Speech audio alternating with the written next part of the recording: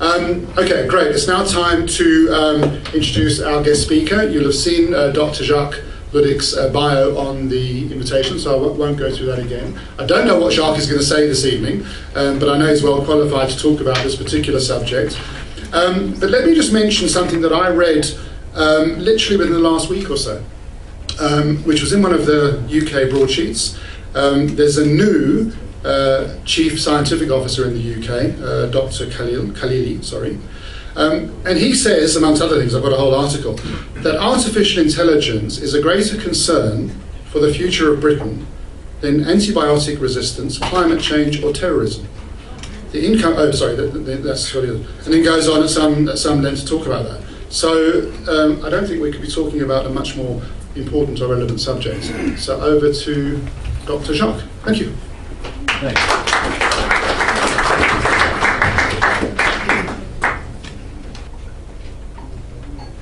Okay, first of all, David, thank you very much for the opportunity to speak here. It's a privilege. I don't know a lot of people here actually, so this is awesome. But anyway, so what I would like to do, obviously thanks to the sponsors as well, Lex Africa, Virgin Atlantic, it's awesome. So I'm gonna, before I start, just want to get a sense of who is excited about AI. Okay, who is scared? Okay.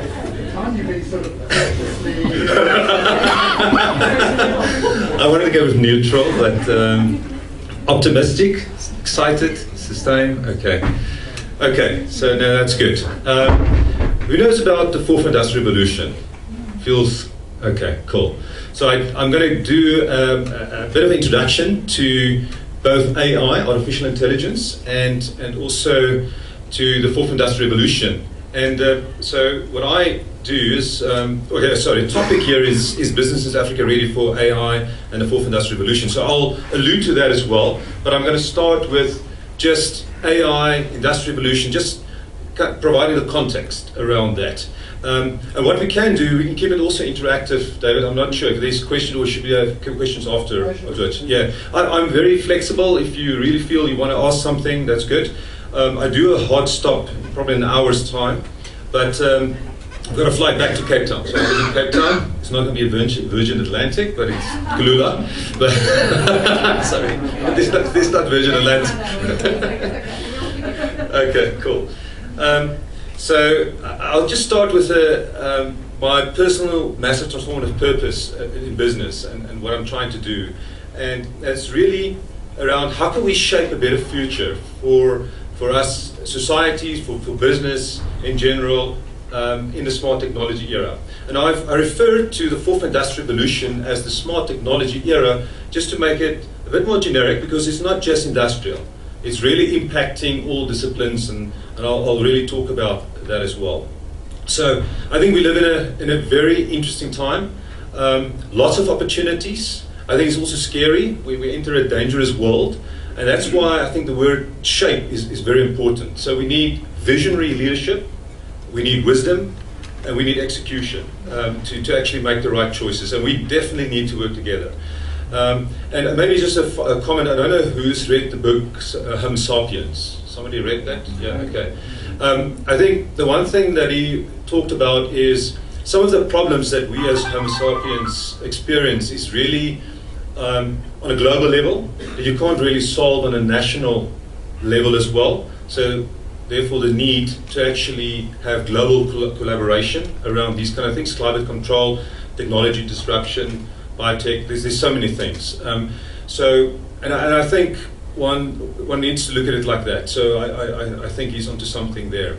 Anyway, so I'm not going to talk too much about myself. I actually want to go straight to the fourth industrial revolution, but I just want to mention I do have a strong background in artificial intelligence. I actually built a whole career on that. And maybe just a few names. I did a PhD in AI, but I founded a company called Ceasing Systems, and that was the first African company, AI company that was sold to a multinational, General Electric. So at least we've got a good story around that for what it's worth. Learned a lot in General Electric as well, but then started the Machine Intelligence Institute of Africa, which is a non-profit organization, and really the aim of that is help to transform Africa through smart technologies, shaping a better future in the smart technology era. And we've got a community of more than 2,300 members. It's growing. There's a huge interest, obviously lots of hype around the Machine Intelligence, around AI. But that's great. It's been strategic. It's offered me also a platform to be at the United Nations, to actually speak in Geneva, Switzerland, on the AI for Good Global Summit. So I'm obviously interested in the Sustainable Development Goals and how we can actually shape a better future and transform Africa as well. We don't want Africa to be left behind, and I've got strong opinions and ideas around how we can actually make a difference on that front. But so that's that. I then also, just skip a few, my current company is called Cortex Logic, which is the next generation AI engine for business. So we live in the era, the smart technology era, where you see disruptive companies, platform business, the Ubers, the Airbnbs, all these type of companies, Facebooks, the Googles, they're all platform businesses. That's disrupting the markets, various markets. So on the one hand, then we've got corporates that also want to survive and thrive in this era. So what we do is to operationalize AI end to end and help the companies as well. Anyway, so that's in a nutshell. So the fourth industrial revolution, smart technology era. So, and I start with these words. We stand on the brink of a technological revolution that will fundamentally alter the way we live, work, and relate to one another. And I believe that is in fact true. And it's not just because of AI. AI is just one of the smart technologies. It's obviously an incredibly important one, critical one. So if you look at the definition of the fourth industrial revolution or the smart technology era, really it builds on the digital revolution, and it's characterized by the fusion of these new technologies, these smart technologies. And really what's happening here, which is frightening, is blurring the lines between the physical, the digital, and the biological worlds, and is actually impacting all disciplines, economies, and industries. And even that final comment is scary, and even challenging ideas of what it means to be human. Now, I think we've got a choice here. So we can create a world that's more human-centric, where we can have AI doing a lot more repetitive things and routine things, and we can shift more to compassion and human-centric type of jobs, and we should value those jobs as well. So anyway, so just that comment on that. So let's just move on. So the World Economic Forum, I've been quite inspired by some of the leadership there, and also the African leadership there. Paul Kagame of Rwanda. As a matter of fact, this is the guy just on the corner here. He said the opportunity to raise the quality of life is the biggest business opportunity. On the left-hand side, Robert Schuller from Yale University was saying we cannot wait until there are massive dislocations in our society to prepare for the fourth industrial revolution. And to the right, the chairman of Cisco was saying if you don't innovate fast, disrupt your industry, disrupt yourself, you'll be left behind. So we live in the 21st century. If you look at the 21st century skills, it's not just the foundational literacies, it's actually dealing with complex environments and dealing with changing environments. And it's difficult for people just to think, this is my career, I'm a doctor, I'm a lawyer, this is what I'm doing. I think in the world that we live going forward, one needs to probably disrupt yourself, be a lifelong learner, and so big challenges, and you need to get used to change. I need to get comfortable with that. And that's kind of the lesson for the kids and the children as well. And Professor Klaus Schwab, the president of the World Economic Forum, said in the new world, it's not the big fish which eats the small fish, it's the fast fish which eats the slow fish. And that is so true. So agile, being agile. Kodak is not here with us anymore. You see all these kind of, even Nokia, well, it's a smart technology company, what happened? So you can't rest on your laurels. Things change quickly. There might be a big disruptor. There could be six people in a garage doing something and come up with something incredible. So we live in an interesting world. Okay, so if you look at the next industrial revolution, so just quickly going through this. So in 1784, we really talked about the first industrial revolution, where water and steam was used to mechanize production. In In 1817, we used electric power to create mass production, all to do with production. 1969, with electronics and IT and automated production, we started using electronics information technology to automate production. So now the automation comes into play. And now the cyber-physical system, the fourth industrial revolution, as is what I've mentioned before, but I think the focus is more on smart automation. So it's bringing intelligence into the automation, and that implies a lot of things. Assisted intelligence, autonomous intelligence, all sorts of different things, and I will talk about those things as well. So if you look at the fusion of these technologies, we talk about the technologies. Now I'm actually on the next slide, I will talk about the speed of the technology change and what those technologies are. But if you just look at this, and I think, who was surprised by the self-driving cars to see what's happening on that front? Did you expect this? Okay. Okay, who knows about the game Go? Okay, 1, 2 is not a lot of people. Now, you know chess, you know IBM, you know what happened there. It was basically brute force search. You can actually beat the best players in the world with chess. Now, Go is a strategic game, it's thousands of years. It was played in China, and it's on a slightly bigger board than chess. You've got black and white stones, and you move around, and you try to actually occupy territories and stuff. The number of moves that you can actually do on that chess, on that Go board, is more than the atoms in the universe. So you can't just do a brute force search. So what Google DeepMind did a few years ago was to actually use deep reinforcement learning, which is part of the neural network AI stack, and with Monte Carlo search, which is good old-fashioned AI, engineered a solution that got to superhuman performance and came up with strategies that humans hasn't even thought of. So, and that was obviously in a very confined, very well-defined space, but it shows the potential. There's no consciousness of anything, just superhuman performance in terms of strategy and so forth. So it basically paved the way, it showed what is possible. I think that woken up China and Korea and all those countries in the Asian bloc as well. And that's why you see governments going behind this. They realize this is something big. And the opportunities are immense. But anyway, so self-driving cars, drones, virtual assistants, software that translate and invest. We're also putting an AI hedge fund together. I think it's Africa's first AI hedge fund. So and there's a lot of AI in there as well. If you think about software is also used to discover new drugs, algorithms. We've got also one of the companies in the Cortex group is Mosaic. It's looking at precision medicine for oncology, and very excited about that. A lot of AI in terms of that as well to help with drug discovery and all sorts of things. But anyway, but you also see this in a biotech side. I'm not going to go into that, but that is a very interesting, there's another big area, biotechnology.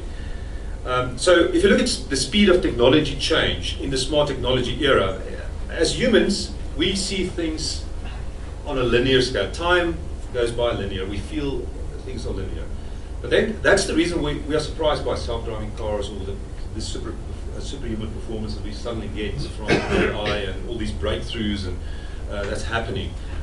Because they're actually on an exponential path. And it is not just AI, there's a range of technologies. And I'm listing here, maybe you can't see it properly, but biotech, neurotech, nanotech, new energy, sustainability, ICT, mobile technology, sensoring, 3D printing, AI, robotics, drones. And basically what we see is the fusion of these technologies to create all sorts of powerful toolboxes to create incredible solutions. So that's why there's so much incredible opportunities, and we will see exponential breakthroughs and things happening. And I think the opportunities are unlimited. Basically what happened with smartphones, this is like a sensor. We are being instrumented as humans as well. So some people choose, I'm not going to use Facebook or some of these social media, but the fact of the matter is, even if you use Google Maps and all of that, there's sensors on, and there's constantly AI machines that can learn from data, from user interaction. So we're generating incredible amounts of data at exponential rates. So it's actually, the generation is going exponential, and the challenge for business is the data utilization is linear compared to the exponential rate. And it's not just social media, IoT, Internet of Things. And in the future, buildings, everything will be so instrumented with sensors all over the place, and they will become more intelligent because you can control them, and there could be machines adapting, and all that. So that's the kind of world. This is the kind of runaway train that we as a society put ourselves on. So, well, there's maybe a few people that's driving this, but we are the recipients of this. But the bottom line is there's still unlimited opportunities to shape a better future, solve problems at scale. Okay, so Andrew Ng mentioned AI as new electricity, and from Salesforce, Mark Benioff said the AI revolution is here. I think there was also saying software is eating the world. And what we mean by software is eating the world, it actually reminds me when I was at General Electric as well, where Jeff Immelt was saying, yesterday we were a hardware company, today we're a software company. Even though they are just selling jet engines and turbines and MRI scanners and all sorts of different things. And the reason for that is, all those, if you look at the jet engine, you've got about 2,000 sensors around around the jet engine, and with that information you can actually have a real-time model that models exactly the state, and can also do, so it allows you to do predictive maintenance. You can predict potential failures, potential issues, and so forth. And I think the big business cases for these Siemens and all these type of companies, equipment-based companies, is the fact that they can provide service-level agreements with their equipment, so they actually sell that as well. It's becoming software-defined, but I think it's also becoming artificial intelligence into software, because it's becoming AI intelligent software, effectively. Anyway, so you see tremendous growth in AI, talking about 100 billion market by 2025, between 40 and 100 billion. Now, this graph or diagram was done by Bloomberg Beta in San Francisco, I think 2015, and it was just showing the AI or the machine intelligence landscape. And basically what you see there is just a range of companies. There's obviously some tech giants in between, but a number of companies that's coming in and disrupting areas of enterprise. So that's why we say rethinking enterprise. And then industries. Every industry, you will see AI companies come to the fore. Rethinking human-computer interface. I think the technology stack, the last decade, there's a number of breakthroughs, especially with deep learning and dealing with unstructured data, audio, video, text, that type of thing. And that allows us to, it opens up so many opportunities. So if you think about artificial intelligence, one traditional type of application is what you find in data science, where it's all about uncovering hidden insights. And you've got a much stronger toolbox now, because it's not dealing with structured data, but it's also unstructured data. So you can work with text and all sorts of things. You can do sentiment analysis, and you can calculate net promoter scores based on that. You can listen to recordings, you can automate those type of things. There's a lot of image recognition, you can look at facial expressions, all sorts of things. So that opens the door for many, many things there. But anyway, so insight is one, but the same technology is also being used on the human-computer interface. So now we get intelligent virtual assistants, and if you think about, what's your favorite one? I don't know, who likes Siri? Siri is still not very clever. Well, I still have, who's got Google Home at home? Alexa? Okay. So I don't know, who saw the demo of Google Duplex? Google's Duplex demo. There's a few. I must say, intriguing, that scared a few people. Because when they demoed that, it was just, I think it was earlier this year, was it? Yeah. And Google demoed this, and they were actually doing live calls to restaurants and so forth. And it was actually AI talking, and they were doing the same, typical way humans talk, maybe say stutter words, may stop words, or things like that as well. But it sounded very convincing. And the people on the other side was thinking this was absolutely human. So it was, they were handling it exactly, and it handled the whole situation and the whole order in a very graceful, effective manner. So that's where things are going. And Google is quite advanced in terms of that technologies.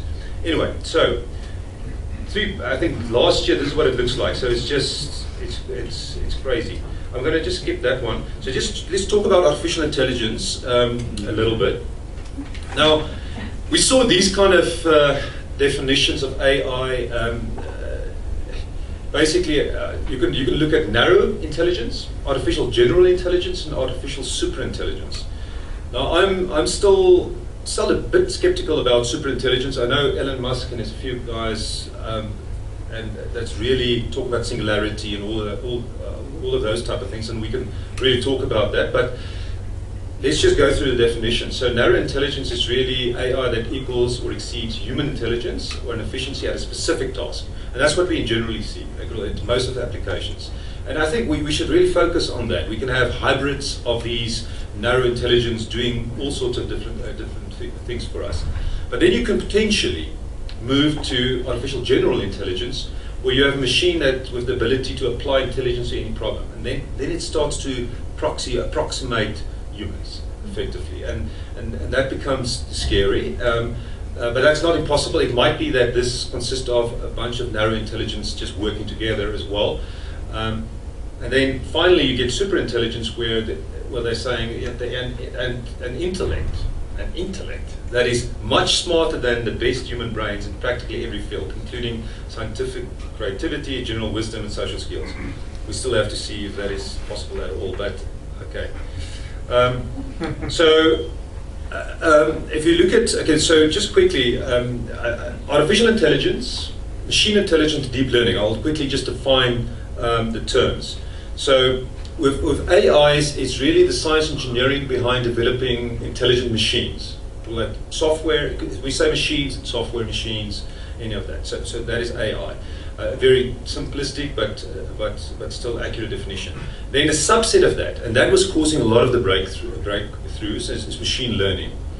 And the real breakthroughs was earlier this decade with deep learning. Maybe started 2008, 9, 10 as deep learning. And machine learning is really systems that can learn from data, whereas deep learning is also systems that learn from data, but it's actually modeling high-level abstractions. If you think about the visual cortex, the way we recognize faces, you also see effectively the first layer is V1, you can look at V1, V2, etc.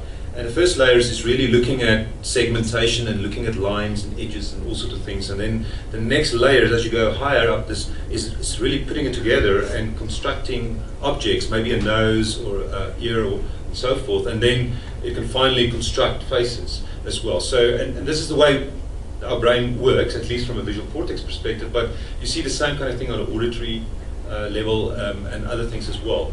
So anyway, so deep learning mimics that. And we're actually creating some incredible applications using that. And really the deep learning recipe is, we've got lots of data, we've got unbelievable computing power, and even Google is coming out with better GPUs, graphical processing units, called TPUs, which is really focused on, it's almost like in the past with computers, you need to write a program and it needs to, and you execute this, and it's got just very specific ways of executing this program. But if you now modify the hardware to suit the neural network, the way it trains some of the common operations, and you put it in hardware, you can do things quicker. And typically what happens with AI neural networks, a lot of the operations is happening on a layer. And so you can do all of those things in a layer, you can do in parallel. And that's why you can do things at vast speeds. And when we get to quantum computing and stuff, it's going to be even faster, significantly faster. So and then algorithms. There are breakthroughs in algorithms as well. But apart from that, we see it's almost like a chain reaction. We see now also a lot more money being put into this. Well, I did my PhD in the 90s. We used the AI stack in the 2000s quite effectively. I remember at all these companies, 1%, 2%, 3% improvement in throughput yield translates to millions of dollars for the likes of Sasol or Anglo or all these kind of companies that we work with. And so there's tremendous value, but I think we obviously live now in an age where there's no excuses. It's actually humans standing in the way of all these opportunities now, because we've got enough compute, there's enough data, we've got algorithms, we've got funding, so we will see more breakthroughs as well. Okay, so I'm going to skip that. It's a bit more technical. It's not necessary to go into the. This is actually what I wanted to show. So basically, the cool thing is, with typical AI, you had to do a lot of data preparation, massage the data, and all sorts of things. But with deep learning, you actually work with the pixels, with the raw pixels, and you just take it through this neural network, and it actually starts detecting edges, noses, eyes, and faces eventually. And this is the way it works. You obviously need the right algorithms and so forth to do that. Okay, so I'll skip that. So just some of the top AI applications. This was recent, and you will see a number of them is actually in healthcare, which is interesting. I think also if you look at the investments in AI-based companies, I see healthcare companies getting significant funding. So robot-assisted surgery, 40 billion. Virtual nursing assistants, 20 billion. Administrative workflow assistant, okay, that's more generic, 18 billion. Fraud detection is a big one. And I think also with cybersecurity, well, cybersecurity is only 2 billion here, but I think cybersecurity is massively important. Nobody wants to be hacked. But anyway, but there's a bunch of other applications there as well.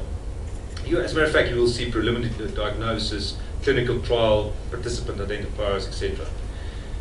Okay, so now let's get to where these things are going. So currently you see AI that can learn from data, can do pattern recognition, and they can do perception. There's some abstraction, but it really needs a lot more improvements and breakthroughs on that level.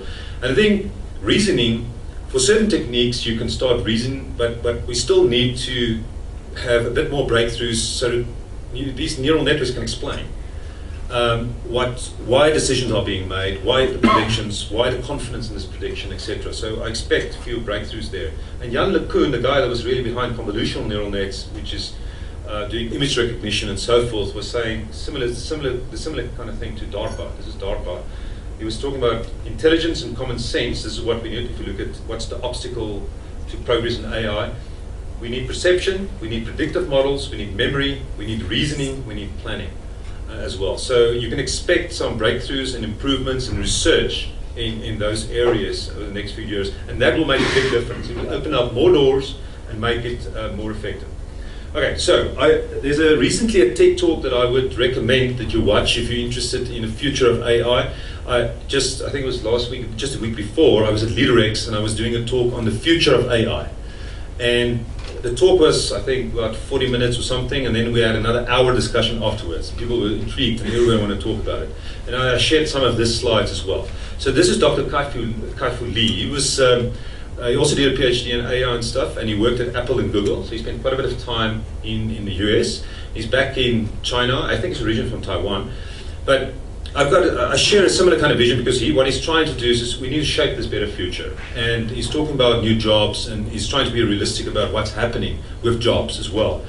So I recommend you can just go to Dr. Kai-Fu Lee, TED Talk, The Future of AI. It's about 15 minutes or so. Anyway, so what's in this talk? So he specifically, if you look at jobs, and remember, it's maybe not just jobs being disrupted. It's actually what's happening here is AI is focusing on tasks within jobs. So, but you can still classify jobs as repetitive, routine, optimizing, complex, and creative. And the jobs that's repetitive, you can expect to be disrupted by AI in the next 5 years. Routine jobs, and I will show you some of the examples of some of these jobs as well, in the next 10 years, and then jobs where you optimize in 15 years. And the jobs that should be safe, at least in this time frame, is complex, any complex and creative tasks. Okay, so that's on that axis. So if you look at it on this horizontal axis, and you look at some of the jobs, and you look at repetitive, you see telesales, dishwasher, customer support. Routines like truck driver, hematologist, security guards. You look at optimizing, radiologist, reporters, research analysts. You go to complex, CEO, M&A expert, economist. Creative, columnist, scientist, artist. And it's ranging from optimizing this way to creativity and strategy on this side.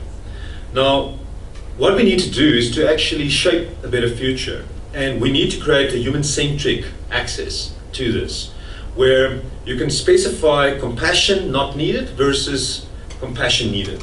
And this is the kind of future that we need to move towards. Now, if you look at those jobs, and you just reorganize them on this two-dimensional axis now, then you would see the customer support and telesale. You see where those jobs are on the left-hand quadrant. If you go to the right-hand quadrant, you see some of these jobs there, and you can actually move some of these other jobs up because more compassion is needed. And you can argue that maybe artists should be up, and there's maybe lots of other examples of jobs where there's more compassion. Now, if we, I don't know if you can clearly see it's in red, but now we can look at other jobs which could be on the routine side, but where compassion is needed. A more human-centric approach: wedding planner, elderly caretaker, teacher, tour guides, beauty consultant, remote tutors, and then all these other ones, social workers, etc. And then we can add things like homeschool teacher, crisis hotline volunteer. You can add a bunch of other things. This is just give you an example. And you can take actually any job and say, how can I make it more human-centric? Even a doctor, medical doctor, that's going to change anyway. So because you need to look at, and even for lawyers, we talk about law is going to be disrupted as well. So you will see that AI machines is reading documents and doing things at scale. So it's going to be a very helpful tool, similar to the medical profession as well. So, but anyway, so this is how we need to shape that better future. So now if we think about where AI is coming into play, so in this left quadrant, you would see AI really coming hard in there and taking over a bunch of those kind of jobs.